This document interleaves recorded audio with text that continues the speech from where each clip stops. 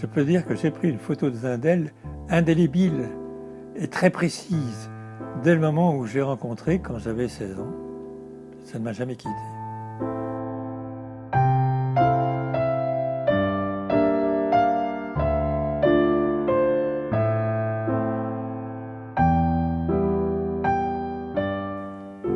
Des choses exceptionnelles chez lui, c'était sa façon de parler du Christ et de parler en public, avec un très grand recueillement, avec tout un moment de silence. Et ensuite, quand il était lancé, c'était une bombe. Mais quelque chose qui vous touche profondément, qui vous bouleverse, qui vous illumine aussi. La connaissance de Dieu n'est pas une connaissance théorique, abstraite, impersonnelle, que l'on pourrait se procurer comme on apprend un théorème de géométrie. On ne connaît Dieu que dans la mesure où l'on vit de Dieu. Et vivre de Dieu, c'est donc accueillir Dieu en soi, c'est le laisser vivre en soi, c'est donc d'une certaine façon vivre l'incarnation de Dieu. Maurice Zindel, il me semble que si je devais le représenter, je me le figurerais comme un pèlerin, en fait. Quelqu'un qui est en quête. Pour lui, un chrétien, c'est quelqu'un qui a une mission, il n'est pas là pour lui. Et je pense qu'on peut entendre en écho aujourd'hui le pape François, qui parle de se décentrer.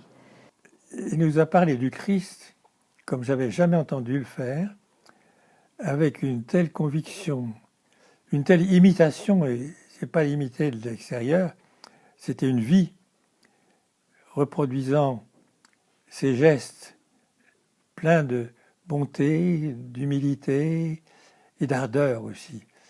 C'est-à-dire, quand il a parlé du Christ, on sentait que c'était plus lui. Il était délégué par le Christ pour essayer de le faire connaître. Le Dieu qui est notre libérateur, le Dieu qui nous introduit dans notre propre intimité, le Dieu qui en est le centre et le garant, le Dieu qui nous révèle notre liberté et qui l'accomplit. Peut-être qu'un Dieu désapproprié de soi, incapable de se posséder et de rien posséder. Enfin, un Dieu qui donne, qui se donne et qui ne peut jamais faire autre chose. Chez Zindel, nous avons la possibilité de nous dire que tout homme, finalement, est appelé à rencontrer cette présence et c'est le mystère de chacun. Voilà, donc à nous de ne pas fermer, de ne pas être un obstacle. C'est-à-dire notre responsabilité, c'est justement d'être suffisamment ouvert et libre pour que quand nous rencontrons des personnes, elles puissent discerner le visage du Christ. Voilà, c'est un chemin.